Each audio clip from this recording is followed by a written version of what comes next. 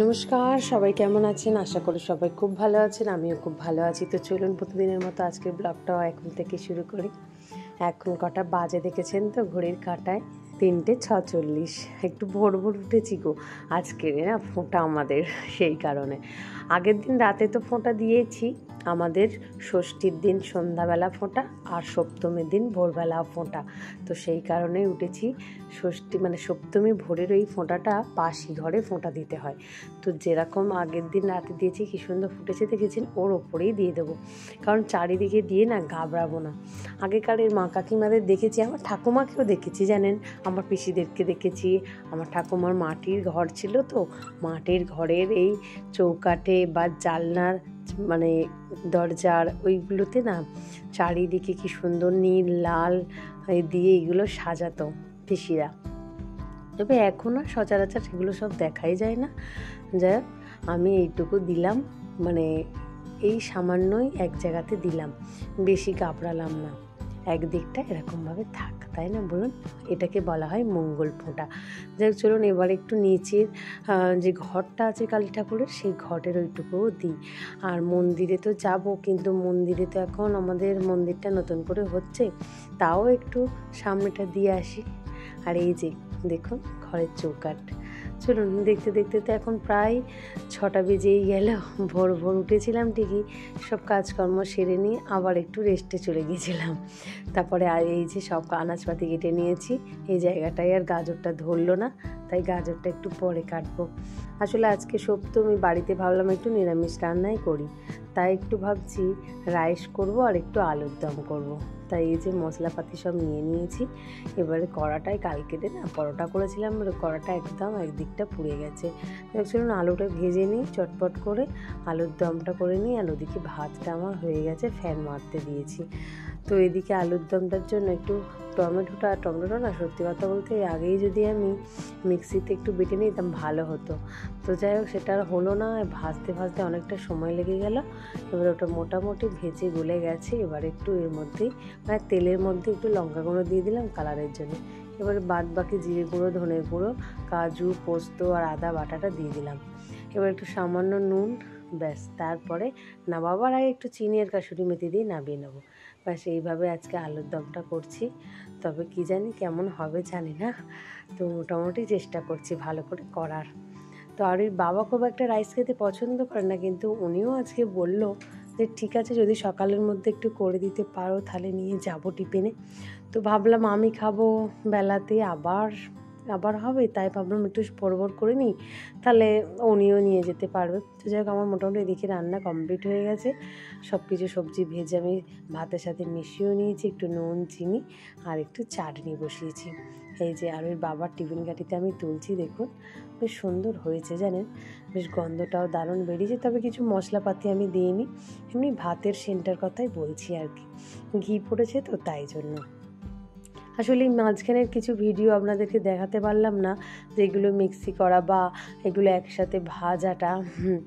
আসলে এই সময় ফোনটা খুবই ব্যস্ত ছিল, আর তারপরে ইলেকট্রিকও ছিল না, একটু অন্য কাজেও আমি ব্যস্ত হয়ে পড়েছিলাম। যাই হোক চলুন একটু আলুর দম দিয়ে দিই, দিয়ে আর ওই বাবার টিফিন গাড়িটা গুছিয়ে ফেলি। আজকে না চারিদিকে গান বাজছে, কিন্তু গানটা বাজতে বাজতে এক একবার মনে হচ্ছে এই গানগুলোই কদিন পরে আবার বন্ধ হয়ে গিয়ে নাচের গান দেবে। কদিন পরে কি বলবো, আর 2 দিন পরে, তখনই মনটা খুব খারাপ লাগবে, এই আর কতক্ষণ মা থাকবে। সকালবেলা আমরা টিফিন নিয়ে বসে গেছি, একটু সিঙ্গারা আর মুড়ি। চিনি কিন্তু সিঙ্গারা খাচ্ছে না, কাল রাতেও দিয়েছিলাম খায়নি জানেন, আজ সকালেও খাচ্ছে না। আর ও এমনি আলু খেতেও পছন্দ করে না, সিঙ্গারার ভিতরের আলুগুলোও খাচ্ছে না। ও ঠিক আলুটা বোঝে জানেন, যখন এমনি শুধু আলু দেওয়া হয় ও মোটেই খেতে চায় না। এই দেখুন, আর ওই বাবা বলছে একটা আলু দিয়ে দেখি, আমি বলি দেখো, ও কিন্তু খাবে না। এ দেখুন আলুটা নিয়ে চলে আসলো, কিন্তু খাচ্ছেই না। আবার চলে আসবে আমাদের মুড়ির মধ্যে। আসলে ওর ইচ্ছা মুড়িটার মধ্যে একটু জল দিয়ে দিলে মুড়িটা নরম হয়ে গেলে মুড়িটা খাবে, ও বাদ বাকিগুলো কিছু খাবে না। যাই হোক বেলাতে আরোহী আমার জন্য একটা আইসক্রিম নিয়ে এসেছে, এই দেখুন আমি সেটা এখন খাচ্ছি মনির আনন্দে। আরোহী আমাকে একটা আইসক্রিম খাওয়ালো আজকে, আমি খাইনি, দিদা খাইনি। আমার মা পাঠিয়েছে। মহাসপ্তমীর পুজো শুরু হয়েছে, চারিদিকে শুধু শঙ্করধ্বনি আর ঘণ্টার আওয়াজ, আর সাথে ঠাকুরমশাইয়ের মন্ত্রপাঠ। খুব ভালো লাগছে, মনে হচ্ছে সত্যিই পুজো হচ্ছে চারিদিকে। আসলে আমার বাড়িটা যেখানে সেটা ঠিক মাঝখান বরাবর, আর 3টে রাস্তা চলে গেছে 3 দিকেই, সামনে মোড়মাথা থেকে। তো 3 দিকেই 3টে ঠাকুর উঠেছে, মানে আরও একটু রাস্তাতে এগিয়ে গেলে আরও ঠাকুর পাওয়া যাবে, কিন্তু খুব কাছাকাছি প্রায় 3টে ঠাকুর আছে। তো 3টে ঠাকুরেরই মানে মাইক থেকে শব্দ আসছে আর কি, শঙ্খধ্বনি আর ঘণ্টা, আর তার সাথে আছে ঠাকুরমশাইয়ের মন্ত্রপাঠ। চলুন, আজকে মহাসপ্তমী, খুব মনটা ভালো লাগছে। আজকে ইচ্ছা আছে সত্যি একটু ঠাকুর দেখতে যাওয়ার। দেখা যাক সন্ধ্যাবেলা কি হয়। আশপাশের একটু ঠাকুরগুলো শুনছি খুব সুন্দরই হয়েছে, তো ভাবছি বেশি দূরে না গিয়ে আশপাশের ঠাকুরগুলোই দেখব। আসলে প্রতি বছর দূরেই যাওয়া হয়, আর শেষে দেখা হয় আশপাশের ঠাকুরগুলো দেখাই হয় না, সময় হয়ে ওঠে না। কিন্তু এবছর ঠিক করেছি, সবাই বলছে সবার মুখে মুখে যে আমাদের এই সামনের দিকে ঠাকুরটা বলবো না, অনেকগুলো ঠাকুরই খুব সুন্দর, বড় বড়, এবং প্যান্ডেলগুলো খুব সুন্দর হয়েছে। তো অবশ্যই আমার সাথে তো আপনারা যাবেনই।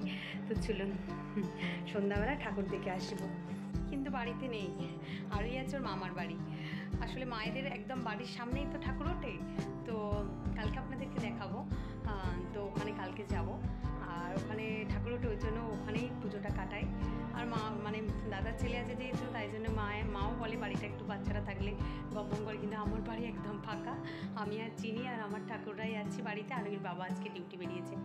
আর আজকে মানে পুজোর শেষ ডিউটি, তারপরে আবার পুজোর পরে ডিউটি যাবেন। দেখ চলো আমি টুকটাক কাজকর্মগুলো সেরে ফেলি, বাসন কুসনগুলো আছে একটু টুকটাক মাজা ধোয়া করে নিই, তারপর স্নানটা সেরে পুজোয় বসবো। যেহেতু এখন পুজো পুজো ভাব, তাই আজও ঠাকুরকে একটা ফল কেটে দিয়েছিলাম আর শিউলি ফুলে ভরিয়ে দিয়েছি। আর ওই বাবা প্রতিদিন সকালে গিয়ে একটু করে শিউলি ফুল নিয়ে আসি পিকুর বাড়ি থেকে।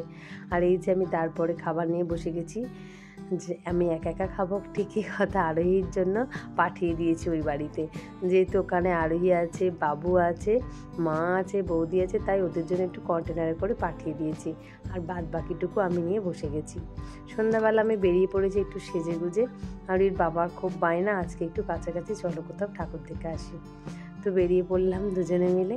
আর আরোহীকে আগের দিন তো সন্ধ্যাবেলা ঘুরিয়ে নিয়ে এসেছে, তো তাই কাছাকাছি এলাম।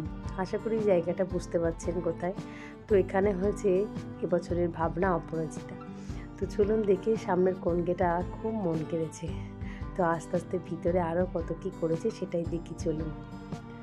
বাহ, খুব সুন্দর করেছে। আমার তো শাড়িটা দেখে মনটা ভরেই গেছে। দেখুন পুরো সত্যিই মায়ের পায়ের ছাপের মতো, তাই না?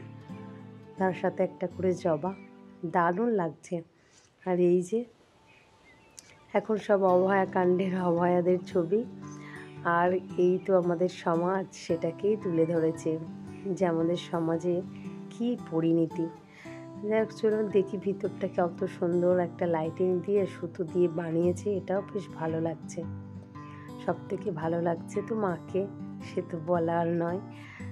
আরও নানান কিছু ছবি দিয়ে মানুষের মন কাড়ার চেষ্টা করেছে, মানুষকে বোঝাবার চেষ্টা করেছে অনেক কিছু এখানে। এবারে সামনের দিকে আস্তে আস্তে এগোই, মাকে দর্শন করি। ও বাবা দেখুন এত ভিড়ের মধ্যে আবার একটা কুলারও দিয়েছে, বাহ বেশ সুন্দর লাগলো। আসলে সব সময় তো ভিড় হবে না, কিন্তু যখন ভিড় হবে মারাত্মক হয়ে যায়, তার জন্য একটু ঠান্ডা ঠান্ডার দরকার আছে। আর এই যে বাইরেটা কি সুন্দর, সব বাচ্চাদের এসব চড়ার জিনিসগুলো বসেছে, খুব ভালো লাগছে। আর পাশেই আরও একটা প্যান্ডেল, এটা ঢুকলাম না, বাইরে থেকে দেখলাম, দারুণ হয়েছে, একটা পৃথিবী মনে হচ্ছে। চলুন আমরা আস্তে আস্তে এগিয়ে গেলাম আরও অন্যান্য প্যান্ডেলের দিকে। এই প্যান্ডেলটা বেশ ভালো লাগছে, কিন্তু এত ভিড় আমি আর নেবে দাঁড়ালাম না, মানে প্রচণ্ড লাইন। তারপরে চলে আসলাম আমার একটা দোকানে, আর ওই বাবা ওখানে খাবার অর্ডার করতে গেছিলো। আর এই যে নিয়ে চলে এসেছে তারপরে একটা কাটলেট, আর তার সাথে একটা চিকেন রোল। চলুন দুজনে মিলে এটাই আজকে রাতের ডিনার করে নিই, তারপরে বাড়ি ফিরবো দুজনে মিলে। বাড়ি ফেরার পথে কয়েকটা ঠাকুর রাস্তার ধারে দেখতে দেখতে বাড়ি আসছি। তো চলুন ভিডিওটাও তাহলে এখানেই শেষ করি। আগামীকাল একটি নতুন ব্লগে আবার দেখা হবে। সবাই সুস্থ থাকবেন, ভালো থাকবেন, সবাইকে ভালো রাখবেন। আর ভিডিওটা কেমন লাগলো অবশ্যই কমেন্ট করে জানাবেন। টাটা।